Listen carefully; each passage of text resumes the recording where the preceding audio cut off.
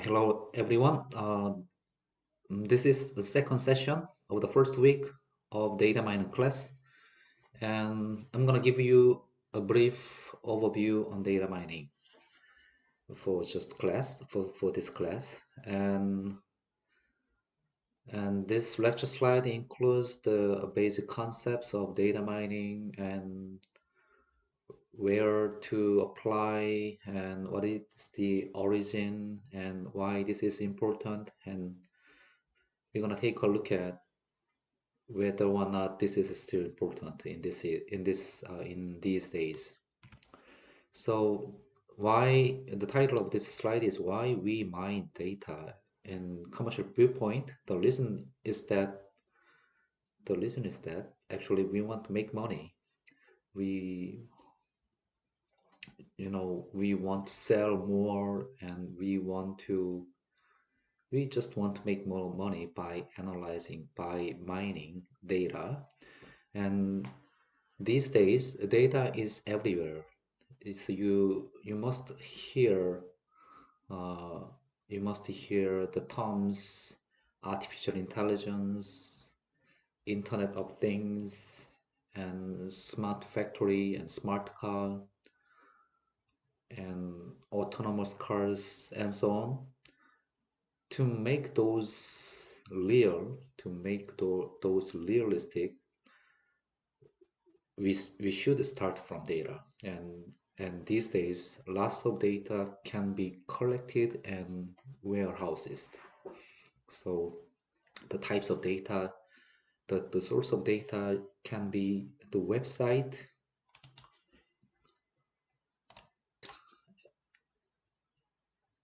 uh, as you can see here, because we purchase lots of products and goods from the website online or even using smartphones, and then your purchase history will be recorded and stored somewhere, and they want to use it to make more, to sell more products and to make more money.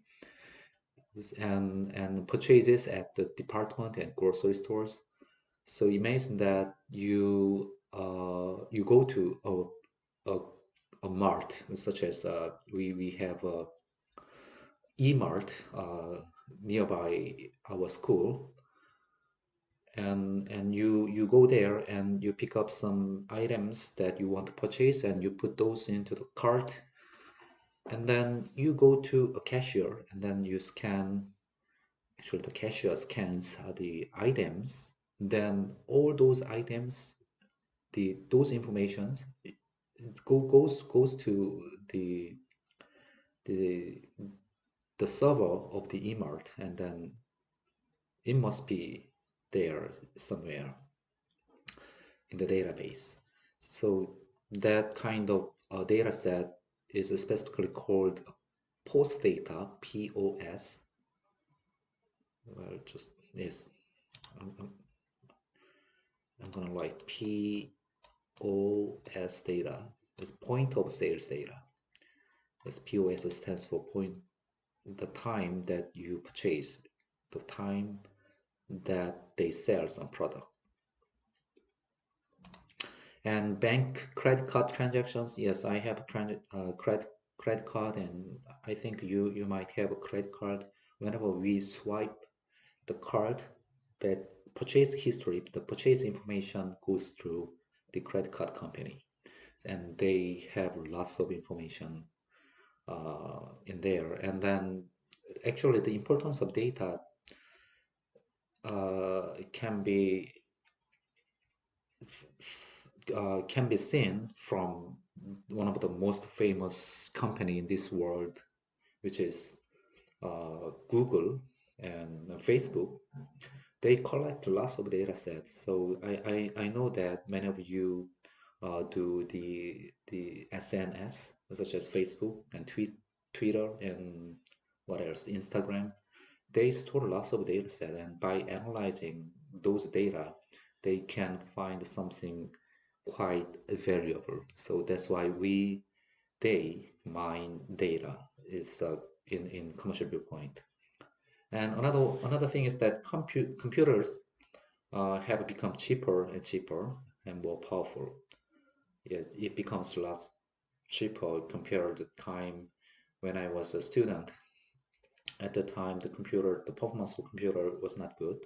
Actually, when I was a uh, elementary school student, there was a computer, 8-bit computer and 16-bit computer. So to turn on a computer, we have to use a booting disk.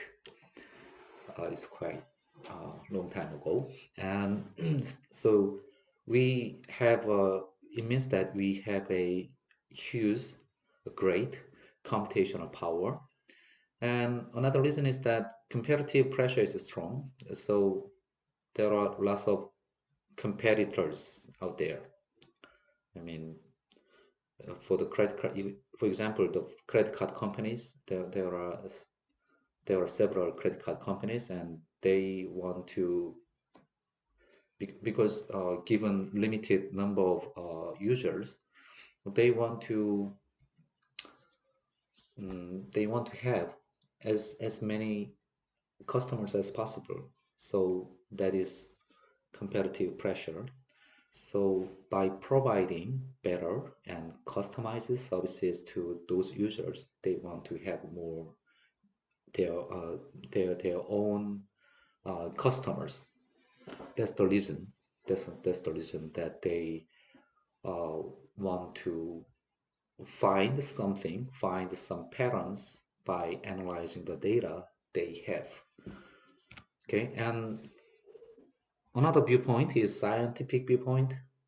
Actually, the data, I told you that data comes from everywhere, and data collected and stored at enormous speeds, a great speed, gigabyte per hour. I think terabyte per hour is possible as well. Here, remote sensors on a satellite, telescope scanning the skies, microarray generating gene expression data in biology area, and scientific simulations generate terabytes of data, a huge amount of data. So in scientific field, there uh, in scientific field as well, there are huge amount of data to be analyzed. So by analyzing those, we can get some synergy compared to just the traditional approaches on those specific scientific area. But even though uh, there is a huge amount of data, if the techniques are still the same, techniques to analyzing technique, analytics technique, if that is same, then we cannot get more. We cannot get more than what we expect. So actually, the analytics technique and machine learning techniques, AI techniques, they also have been improved, developed. So traditional techniques may be infeasible for that huge amount of data, but data mining may help scientists. We can find something new, something better, something more by combining this data mining area, machine learning area with other scientific area. That's why we are doing mine data. That's why we are mining data mining. And this slide shows the concept of data mining by comparing with gold mining. So in gold mining, there is ore, it's a raw material. And this raw material goes through some processes such as crushing, flotation, and refining. Then from this huge amount of raw material, we can get a very tiny piece of gold, which is quite valuable. And in these processes, the shovel, net, mining drill, those are the tools that we have to use we have to use to go through these processes. Just like gold mining, the data mining, if from this raw material, a huge amount of data is out there, and then this data goes through some processes, sampling, exploring, modifying, modeling, and assessing the model. Then, by going through these processes, we can get some valuable things, just like gold in gold mining. That is, in this slide, that is called information, valuable information, or interesting pattern. The purpose of data mining is to find this valuable information from this raw material, the huge amount of data. And these classification techniques, clustering, and association rule mining, those are tools that we should employ to go through those processes.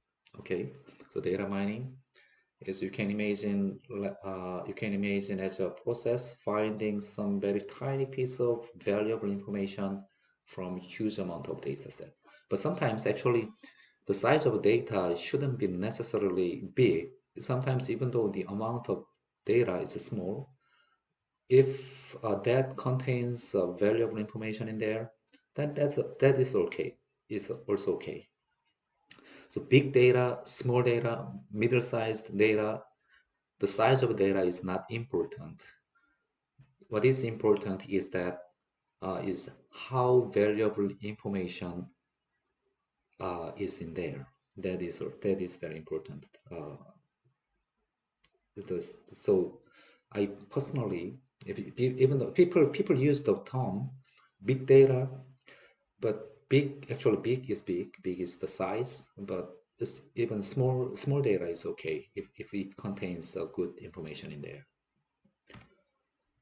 And that the time when I began to study this data mining was 2003. Actually, I entered the graduate school at that time in 2003.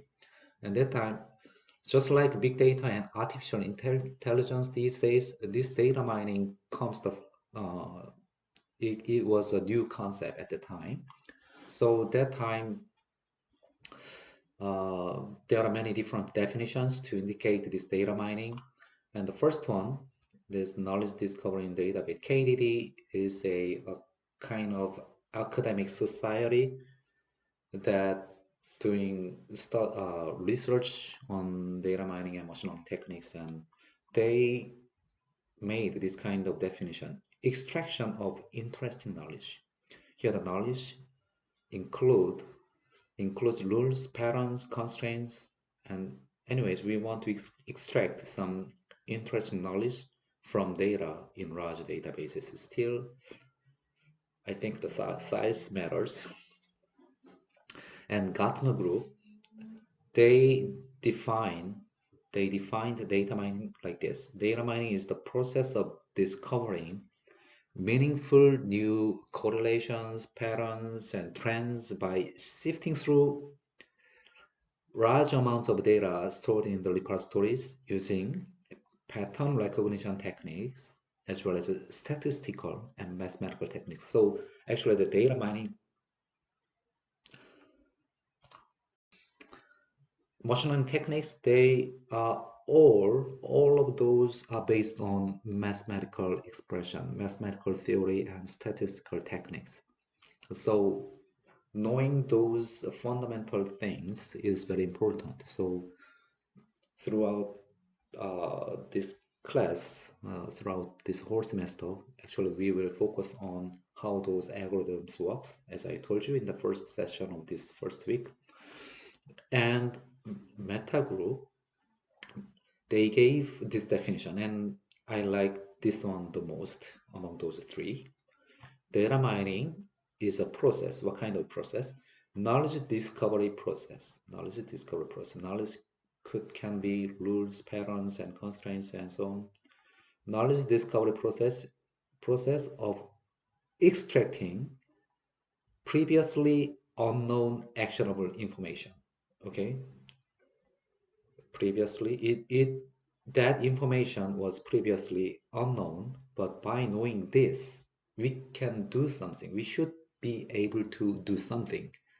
Even though we find some variable information, even though we find some previously unknown information, if we cannot do anything about it, then that is not a data mining because we cannot do anything. Anyways, again, a knowledge discovery process of extracting previously unknown actionable information from large databases. Still, I think it seems that the size matters, but I personally think that size doesn't matter. Even though the data size is small, if we can extract previously unknown, very actionable information, then that's good. That's good enough. Okay, then what is not data mining? If we just look up a phone number in phone directory, actually we don't do anymore this thing these days because we have smartphones and there are phones and we can search for the phone numbers online. But just searching for something is not data mining. Just like this one, query a web search engine for information about something. So, for example, Amazon. It's just querying. It's just uh, bring up some information from well structured database. That is not a data mining. But these two examples can be data mining. The first one, okay, by looking at that phone book, we found something. Something is this. Certain names are more prevalent in certain US locations. For example, O'Brien, O'Rourke, and O'Reilly. These names appear more prevalently in Boston area. Then we found some pattern by looking at the phone book, that is data mining. And another example is this one. The group together similar documents returned by search engine according to their context. So for example, if we search for some pages by using this Amazon or Amazon.com, then some similar documents turns out displayed on your screen, then that similar document should be grouped ahead before we search for some specific documents. So grouping together similar documents, that is also data mining. Okay, this technique is also very important, and it's quite basic procedure to get search result in a real time because there are huge number of pages out there. Then the search engine should be able to find very suitable documents or pages that that a user wants to take a look at. Okay,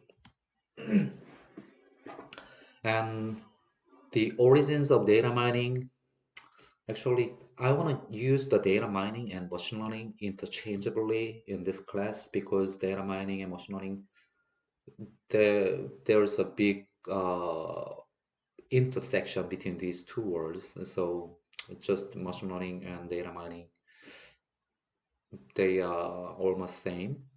Almost, I think, yeah, almost same. So those uh, those data mining and machine learning, they draws ideas from machine learning, artificial intelligence, and pattern recognition, statistics, and database systems. So it's kind of interdisciplinary thing. So data mining is located at the intersection of statistics because the those many of the data mining method based on probability and statistics and machine learning and artificial intelligence. Actually, these terms were have been called by computer scientists and statisticians. They still think that data mining techniques as a statistical method, and to analyze data using these tools, these techniques, we should be able to manage those data in a structured format. That is the database system area. So that's why data mining came out and machine learning came out. We have lots of data set, and we have the techniques for managing and storing and warehousing the data have been those techniques also have been improved and developed. So, and we one day we suddenly got to know that by analyzing and by extracting some useful information from the data, we can get some huge amount of benefits, right? So that's why we are doing data mining and machine learning. That's why in this class we are studying data mining techniques. So, but the thing is that because of the size, sometimes like yeah, even though I told you that the size doesn't matter, most of the times the size is big actually. So because of the size and because of the dimensionality, which means that there are lots of variables. There are lots of columns and heterogeneous distributed nature of data. They are the difficulties that we have to overcome to get useful information. We are studying. Actually, that's why my research group keeps continue on research on the data mining techniques themselves. And yeah, this is a quite interdisciplinary field. We learn data mining, and in statistics department they learn data mining. In computer science they learn data mining, and in business school, even in business school, they also study data mining. And of course, the industrial engineering data mining is quite becomes quite essential tool to study the industries and to make the industries better. We can do uh, we can do something more by using data mining techniques. And then how those techniques can be applied, where they can be applied. The first application is the application of clustering, and here I use the term clustering before using this. Let me let me this let me write the let me give you some terminologies used here. So data mining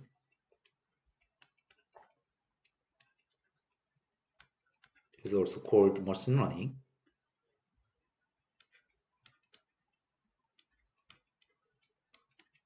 Machine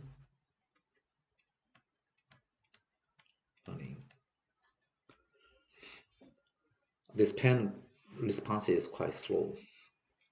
Then learning can be divided into two parts in general. The first one is supervised learning. Oops. The first one is supervised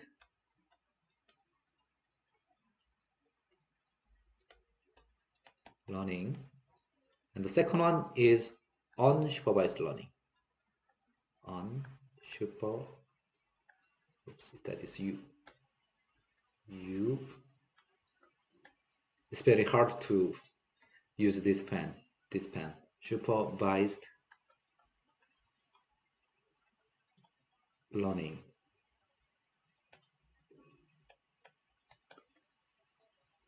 And this part has x variable and y variable as well, and this part has x variable only. And this supervised learning corresponds to prediction,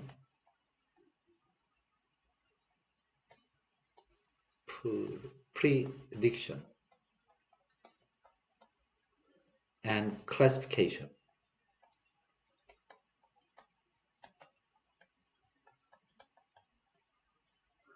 And this unsupervised learning is mostly corresponds to clustering. Clustering is grouping something, clustering. So here the clustering is that this indicates this unsupervised learning. And I told you that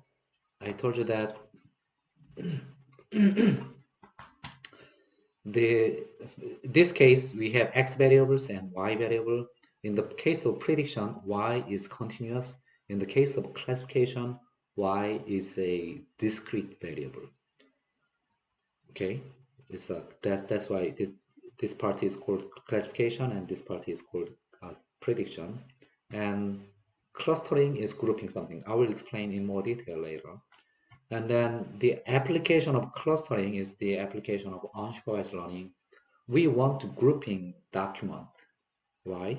We want to find groups of documents that are similar to each other based on the important terms, important words appearing in those documents. Group similar documents, then whenever we search for some documents, we can list out the similar documents uh, together to the user. So the gain by grouping documents is this one. Information retrieval can utilize those document clusters to relate a new document or search term to clustered documents. Okay, or we can even group customers. So we group customers where any subset, any customer, any subgroup, any cluster of customers may conceivably be selected as a market target to be reached with a distant marketing mix. So we collect informations of customers based on different attributes such as geographical variables and lifestyle, such as what is the income and where to live and how many cars, and all those informations can be collected from customers. And then by grouping similar customers based on those attributes, we can group customers, we can group people sharing similar interest on some products. Then based on that result, we can make a kind of a target marketing to some specific cluster, to some specific cluster of customers. So clustering is grouping similar objects. Objects can be documents, objects can be people, objects can be product, objects can be some signals. So we want to group similar things, similar objects for the purpose of some for some different purposes. So grouping documents is just to quickly search for similar documents, and grouping people. This is the second example. Grouping people is to do target marketing to sell more products. And second one is the application of classification. And there are two examples of classification. The first one is fraud detection, and second one is defect detection. The fraud detection is can be the area of credit card, or can be area of bank bank account. So in the case of the credit card transactions, fraud detection is possible. So imagine this case. So you have a credit card, but somehow you lost it, and someone just get your credit card and use your credit card. That is fraud use, right? So the credit card has a kind of responsibility that they should be able to recognize whether or not some uh, some transaction means that that guy swipe your card, and that is fraud, a fraud transaction. So they should be able to know whether or not this transaction is a fraud or legitimate, a fair transaction. So to know about that, so let me tell you my experience. So because I'm very busy guy, yeah, I'm really busy and my schedule is so hectic. So I really don't have time to do shopping. I really didn't have time to go to, mall, shopping mall, or the department store. So I just set up one day or just half of day, and then I go to the department store or the shopping mall, and then I purchase two pairs of shoes and three pants and three shirts, and because I don't have enough time, so because I went there, I go there, so I just want to get as many items as possible that are necessary, of course. Then I got a phone call from credit card company to check whether or not, okay, now our database says that you swiped your credit card several times for just this afternoon. Is that your purchase? They asked me like that. So they wanted to check whether or not this transaction, the transactions that I made, were fair or fraud. Okay, that is fraud detection. Then how they know that? They can build a classification model to classify a transaction into fraud transaction or a legitimate transaction, fair transaction. So what they do is they use credit card transactions and the information on its account holder as attribute. And when a customer buys something, when does a customer buy? What does he buy or she buy? How often he pays on time? How often, I'm sorry, how often he pays on time? Those are the attributes. Based on that, they build, based on this information, they built a classification model. And to learn, here the learn, actually I cannot make a difference between learn and learn. To train a classification model, what they do is they label past transactions as fraud or fair transactions. So the transactions can be stored as a line, like what is the item and how much is it, and what else? The location of the store, something like this. And then, okay, this is a fair transaction. They know that, they already know that, then this is fair. This is good transaction. And the other transaction, that was fraudulent. If that already happened, they label here as a fraud. Okay, then we have lots of these transactions. We have lots of transactions in the database. Good, fraud, good, good, fraud, something like this. Based on this data set, we can, based on this data set, we can learn a classification model. Actually, the way of building classification model for defect detection is the same. So, manufacturing process, people, I mean, in manufacturing process, we make a product, and some of the products, mostly they must be good product, but a few of those bad products, defectives, right? So we want to predict whether or not this specific unit, this specific product will be going to be is going to be a defective or well functioning product. Mm. We want to classify that. So here we have it, even in this credit card example, we have two classes, good class and fraud class. In this in this example, we have also two classes, good product, bad product, defectives, well functioning product. We want to classify those two. Then what is good about making this kind of classification model is because we can predict whether or not this specific product is going to be defective or not. If that is, if that becomes a defective, we do not sell that specific item to a customer. For example, you can imagine that you can think of the case of smartphone battery. The smartphone battery should be well functioning, right?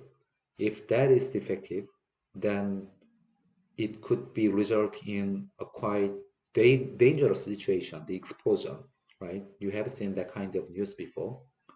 So batteries, the quality of battery is quite important issue. So that kind of manufacturing side, detecting defectives is quite important issue, and we can apply machine learning techniques, data mining techniques of classification. We can employ those techniques to build a prediction model, classification model.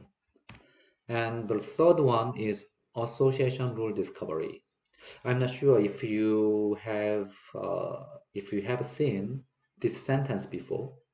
This one, if a customer buys diaper and milk, then she or she, he or she is very likely to buy beer. Have you seen this sentence before? This one is quite famous in customer relationship management and the market basket analysis. Actually, this kind of rule, or another example is if customer buys bagel, then she or she is very likely to buy potato chips. So this kind of rule, this kind of rule, if diaper and milk then beer, was found by analyzing this POS data, the point of sales data. So I already told you the E-Mart case, right? You collect all the items that you want to purchase in a cart and then bring those to the cashier and scan those things and save all those purchase history in a database. And by analyzing those things, people figured out that if a customer buys diaper and milk, then beer is also purchased. Isn't it interesting? Because it seems that there's no relationship between diaper and milk and beer, right? But after finding this rule, they got to know that the people having babies, they cannot go to see the football game to the football station. So they have to watch because of the babies. They have to watch the football. They want to watch football on TV. They have to watch it, football games on TV. So that's why they purchase beer to drink beer when they watching the football game. And they have babies, so they need diaper and milk. They got to know that later why these three items purchased together. So that is quite interesting and previously unknown. And actionable information. Why? Why this is actionable information? Because we just what we can do is we display diaper, milk, and beer together. So near the refrigerator, having beers or near the beer, we just display diaper and milk so that the customers can easily pick up these three items together. Okay, then we can increase sales. That's the use of association rule discovery. We analyze the history of purchases to find this kind of interesting rules, and then we can increase the sales, we can make more money. Okay, yes, that is a sales promotion. That is the another example of applying data mining techniques. And actually the same scheme can be applied in inventory management, or instead of this example, let me tell you the project that I performed with a car maker, Hyundai Motors company. Actually, the data that we analyzed is a claim data set. Here, a claim is a repair history. So I have a car and I drive my car every day, and something is wrong in there. Something is wrong in my car. Then I bring my car to repair shop and then I fix something, right? For example, tire was flat, tire was broken. Then I change tires, and then all those repair histories goes through the database of Hyundai Motor Company, and my research team, analyzed those data set and find some interesting rules, such as if part A and part B, if they are broken, then part C is also broken. We found those uh, interesting rules, and then what we can do after knowing that, what we can do is we can let that repair shop have those part A, B, and C together, so that the customer doesn't have to visit the repair shop twice.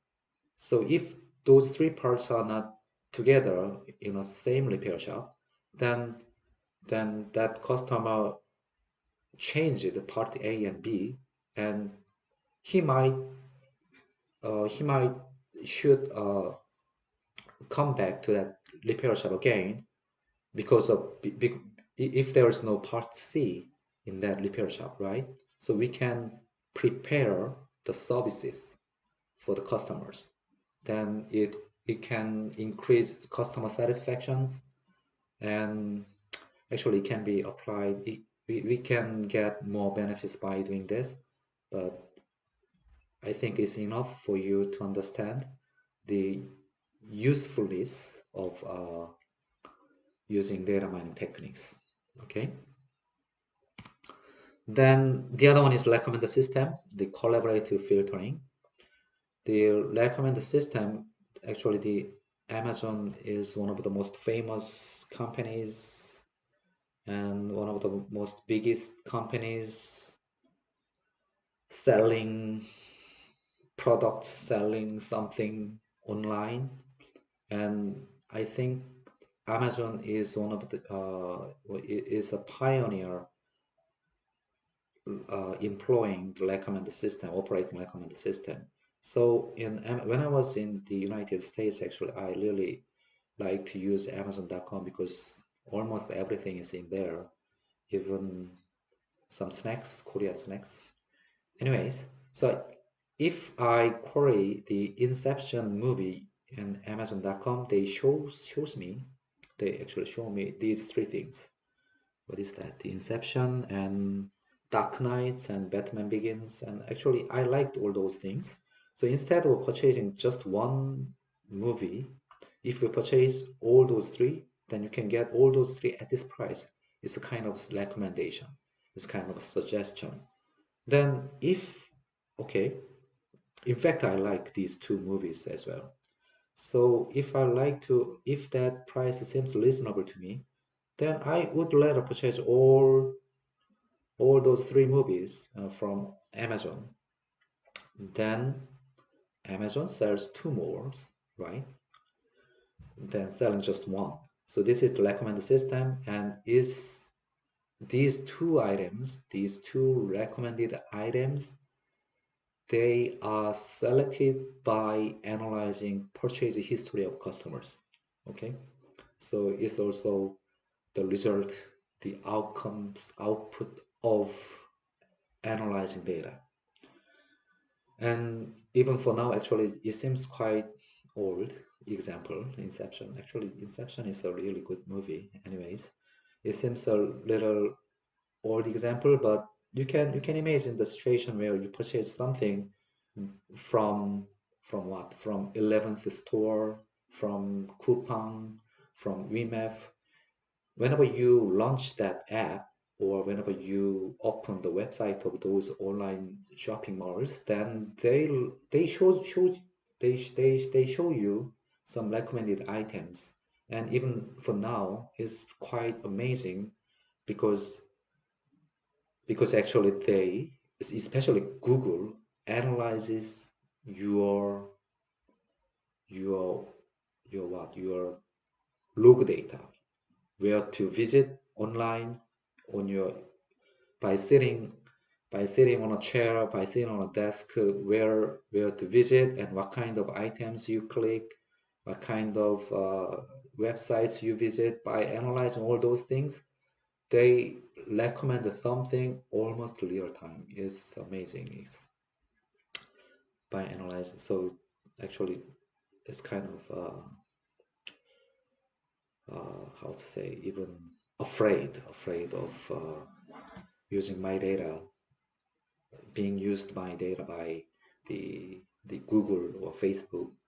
Anyways, recommender system also have been how to say, the there is a big innovation in recommender system area as well.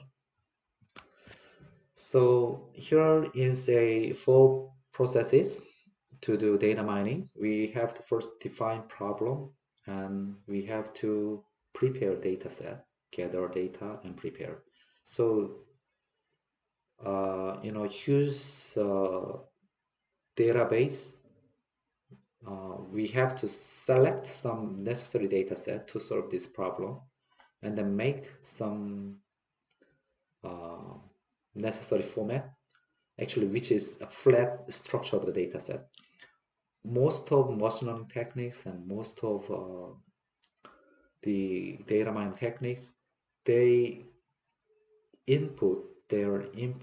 the structure of their input data is a flat structure, containing rows and columns.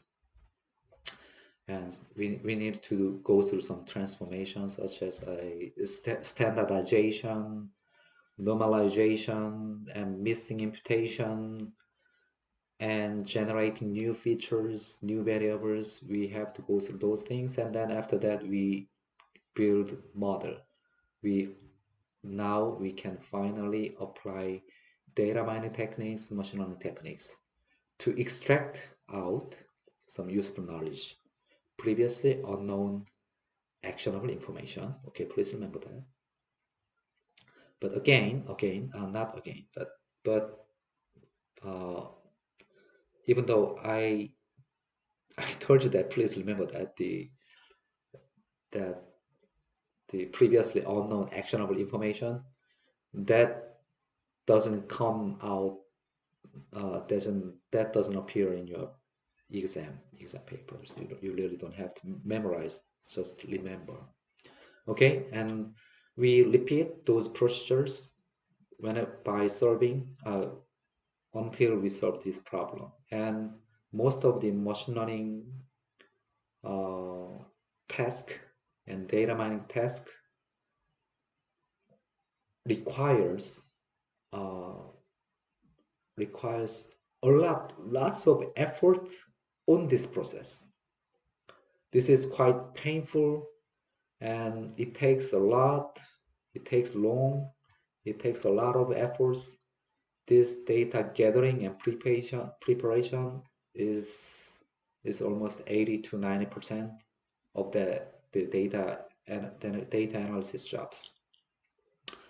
And then we just employ existing techniques based on this one.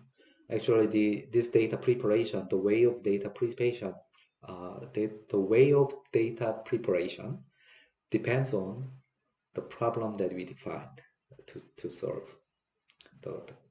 It depends on the same source can be transformed into different format, and so all those procedures depends on the problem definition. And using data mining, we can even make a system more intelligent. And system has inputs and outputs. Manufacturing system is also system.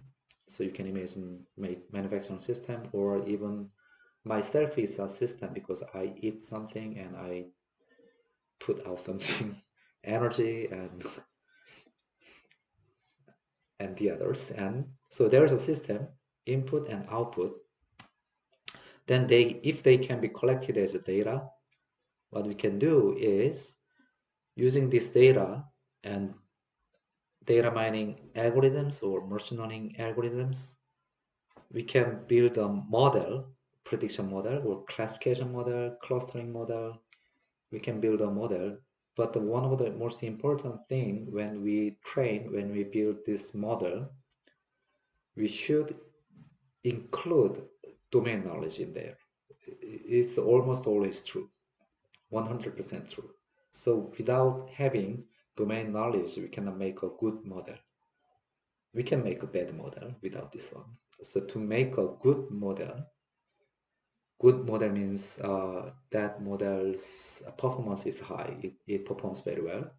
We should include the domain knowledge in there.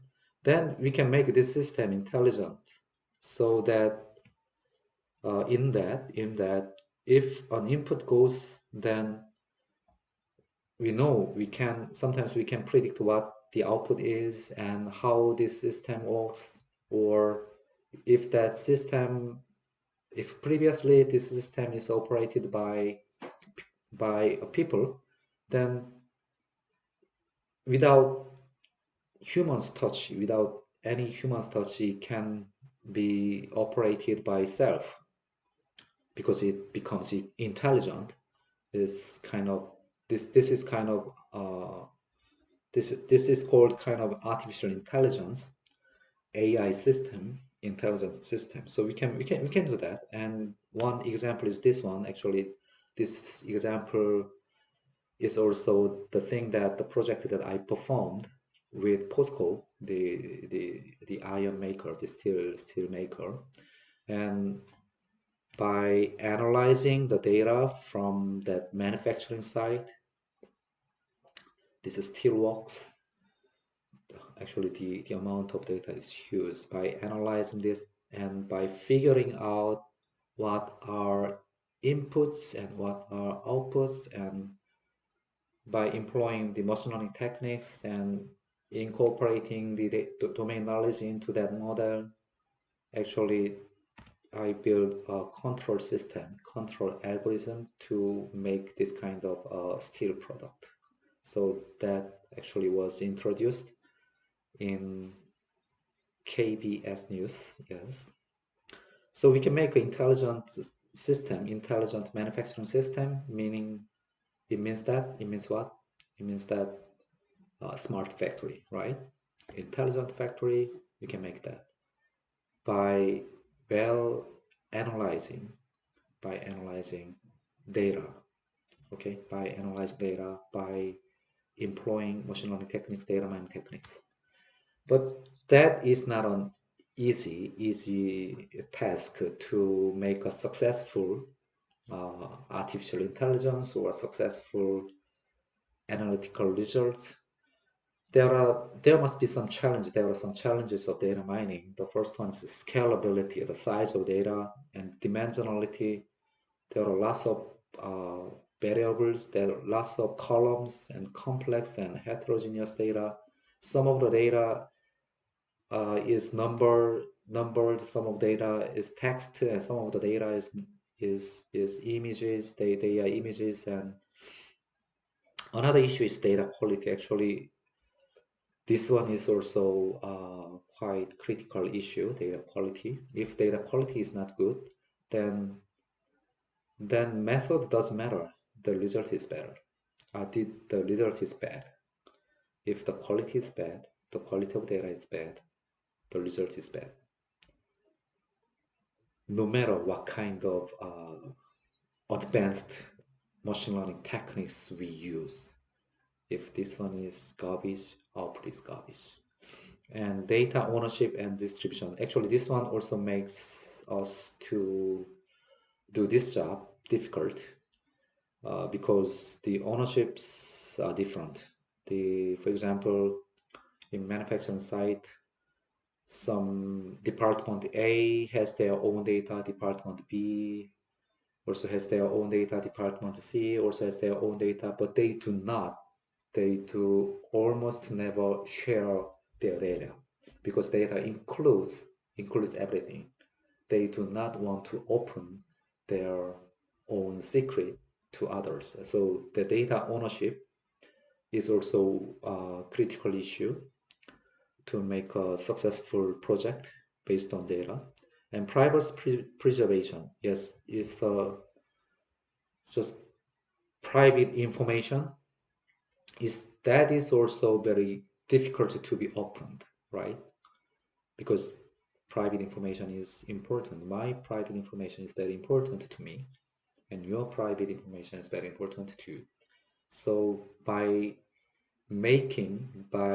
getting all those information together is a difficult task. But what a giant in this field does, such as Google, is is whenever you launch any apps and Google related apps, they ask you whether or not you give them a permission to access your personal information, right? And actually, we mostly, almost all, almost always, we let them have the permission to access my own information. And in some point, that is good, such as, for example, just like these days, the corona can be detected by analyzing the moving directions of the patient. So sharing that information is good to prevent the outbreak of that virus. But sometimes because that does not hold this one, the privacy preservation. So this is called kind of Occam's razor. There is a good point, then bad points always follows. Okay, anyways, the size of data, the quality of data, the privacy of data, and the data ownership, they are all difficult things, that they are all the challenges of data mining. And this slide is the last one and shows that how data is useful, but you already know that data is very useful, right? And by analyzing huge amount of data, we can do more, we can do better than before. So yes, um, congratulations on selecting this class. You're gonna get some useful knowledges on data mining techniques and machine learning techniques. And even though this class cannot teach you everything, I'm sure that this class can be a good starting point for you to be a data scientist, I think. Yes, so that's everything for the second session of the first week.